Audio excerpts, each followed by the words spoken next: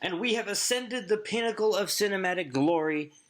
It is time for the best films of 2016. There's 10 of them, and they come from very diverse backgrounds. Whether we're talking about a musical, a heavy drama, or a comedy, this list is going to be as diverse and I think about as interesting as you could possibly hope for one to be. Without further ado, let's get to the top 10 films of 2016 as seen by us here at Film Snob Reviews.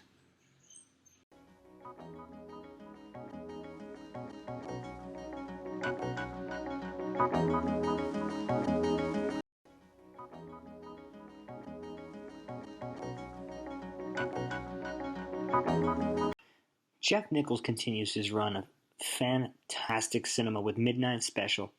This is actually another example of how he crafts movies that feel important, no matter the subject matter.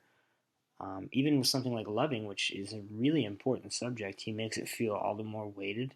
Something not as real to life like Take Shelter that he did back in 2011 felt real. There was a certain realness to the performance that Michael Shannon gives and the direction that Nichols provides. I think the performances are good. His muse, as he's come to be, Michael Shannon, is in this, and he's great. Everyone is fantastic in this movie, and I really think that this is one that if you didn't get a chance to check out, you definitely should.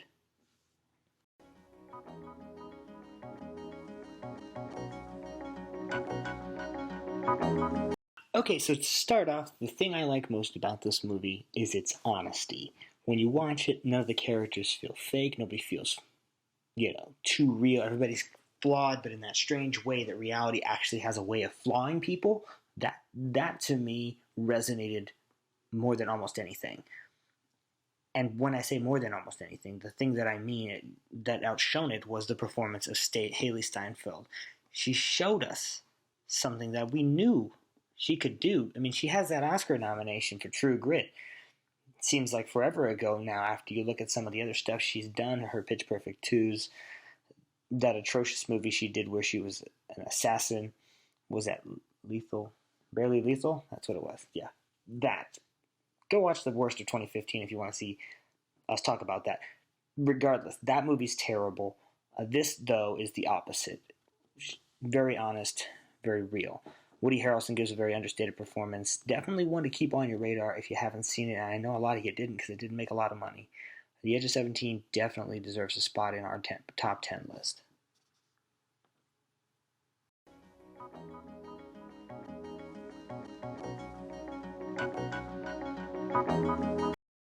Diary of a Teenage Girl, there's this great freshness to it, an uncompromising spirit and attitude that just flows freely throughout the whole film.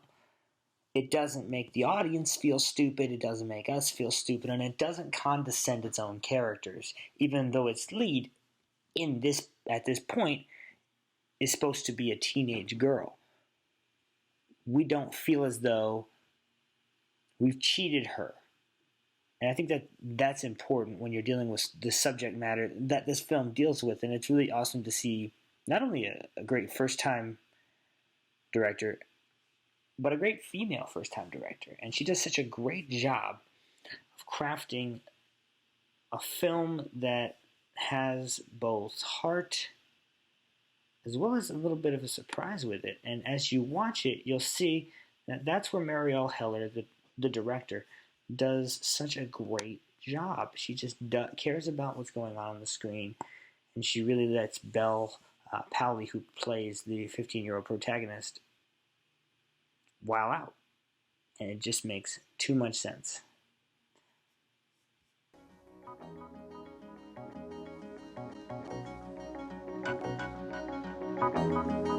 So Shane Black's particularly odd director with stuff like Kiss Kiss Bang Bang. There's always this fast-paced dialogue and, some good crime series drama type thing. It's what he does. And here with the nice guys, he's got Ryan Gosling and he's got Russell Crowe. These two guys are great together. The chemistry that they have, it permeates onto the screen and it burns itself into your memory as you watch it. It's awesome to see. I'd like to give a little shout out to Angourie Rice, who plays Gosling's young daughter in the film. She's really good. She's really good. Kind of a sarcastic little tyke, and that's what's pretty cool. She's got some great lines in it. I think that The Nice Guys is another film that just kind of suffered from where it was released. It was released in the summer. It's not really a summer movie. Nonetheless, it's enjoyable. It's a fun time, and I think that it's something that, even though it's not for the whole family, I think everybody in your family would enjoy it. Check it out when you get a chance.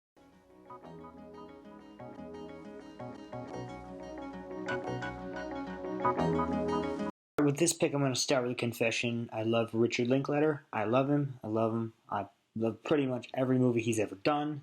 He's a genius. He's amazing.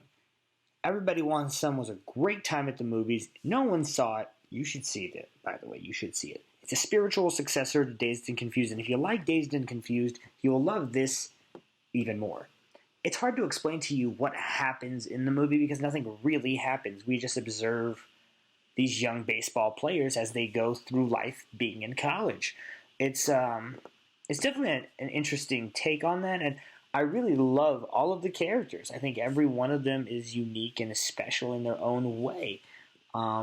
You have to see it to really truly understand and grasp what Linklater is doing here, and I think that's a specialty of his, is making movies that don't necessarily have a lot going on in them, but are so dang interesting that you can't help but watch. And look at Boyhood is a good example of that, where nothing really happens, but everything happens at the same exact time. Yeah, it's a wonderful film. Everybody Wants Some. Definitely see it.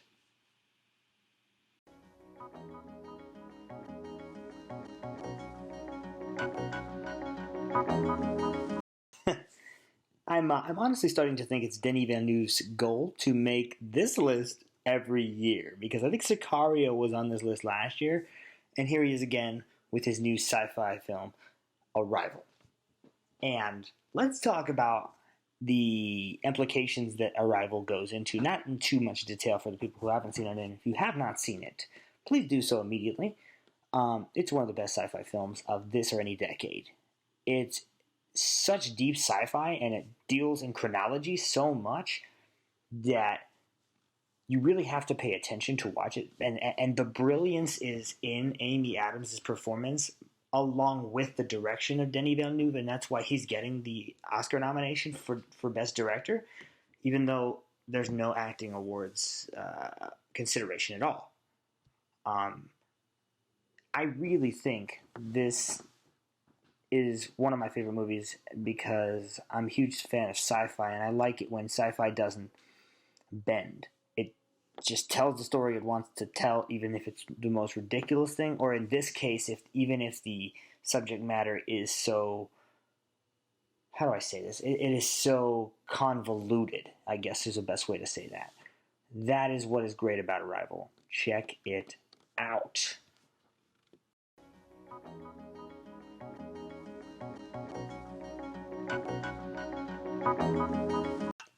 So Kubo and the Two Strings is probably the best animated film of the year. I do expect it to win the Oscar for that. And finally, people can start to realize that Laika is making some of the best animated features that we have. When you look at it, Coraline, Paranorman, they're all great. And it takes so much time to make these films. I think they deserve our recognition when they do come out.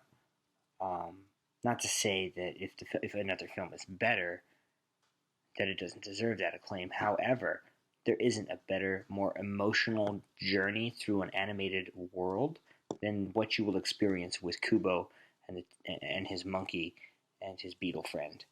It's heartbreaking, heart-wrenching. It's pure emotion in animated form, and it's wonderful. I recommend everyone in your family go see this movie as soon as possible, because you will not leave disappointed.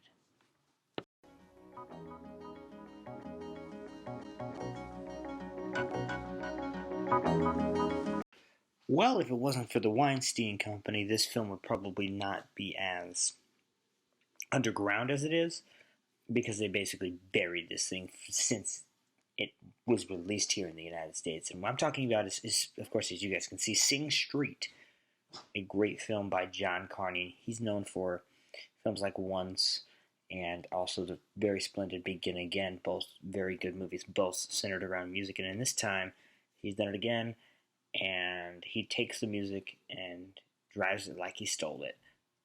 Great music, great performances by the young cast. Lucy Boynton is one to watch out for. She's great in this.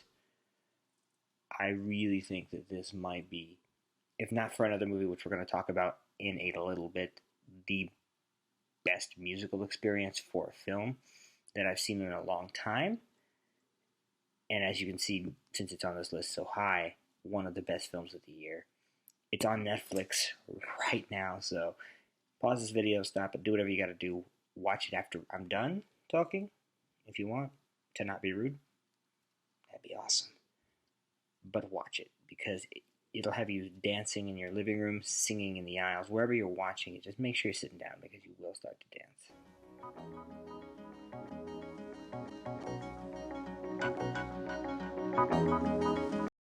Now, when we look at Hell or High Water, the first thing that we're going to notice is it's a throwback to the old westerns. Sort of. It still has that contemporary sense, and it's still set in modern-day Texas. But there's a certain, I don't know how you put this, there's a certain like outlawness to it. Ben Foster continues his incredible run of work, including playing Lance Armstrong. We won't talk about Warcraft, because two things: I didn't see it, and I heard it's not good, so we won't talk about that. Likewise, I think that Chris Pine is going through sort of a renaissance as well, where people kind of start to take him seriously. They look back and they say, "Oh, that guy from Star Trek, he's pretty good. He's pretty good." And that, I think, is the biggest thing. David Mackenzie directs this thing with so much style, but subtle style. It's almost like he knows what this material is so well. Jeff Bridges brings it, and I think that he is really, really good. He's better than this movie deserves. However, I don't think he's the best actor in it. I think that's definitely Foster. Gil Birmingham as well deserves a round of applause for his incredible performance. Just all around great performances. Script is great. Music's great. Everything about this movie is just so damn good. If you have not seen it, it's out on Blu-ray DVD right now. You can also watch it on demand. Do it. Do it now.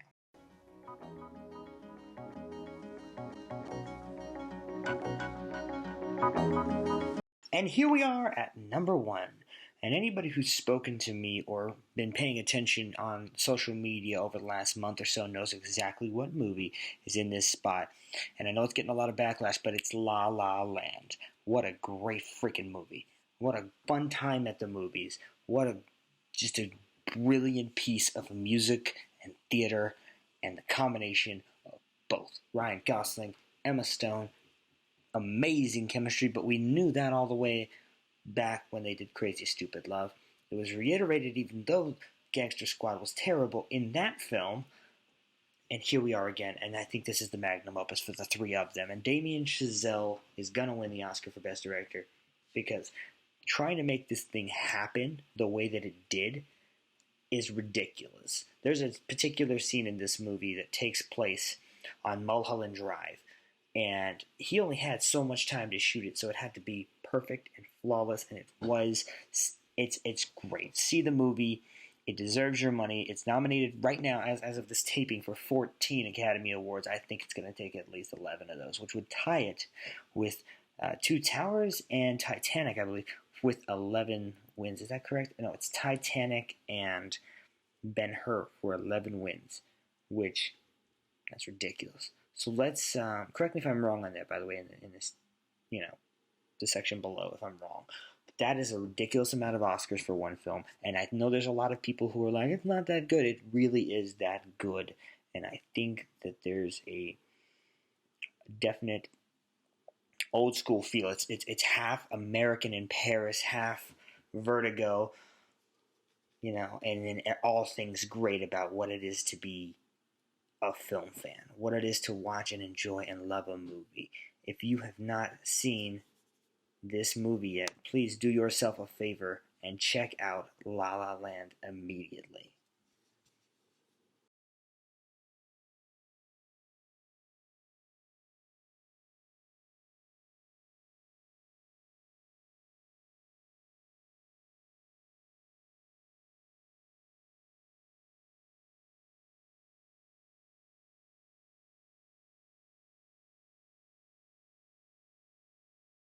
And so there we have it, the best of the year.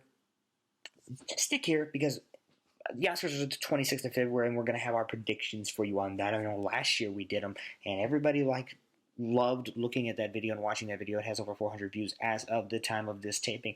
Let's keep that up. Let's keep that going. Let's share this all over the place. Let's get some views on that.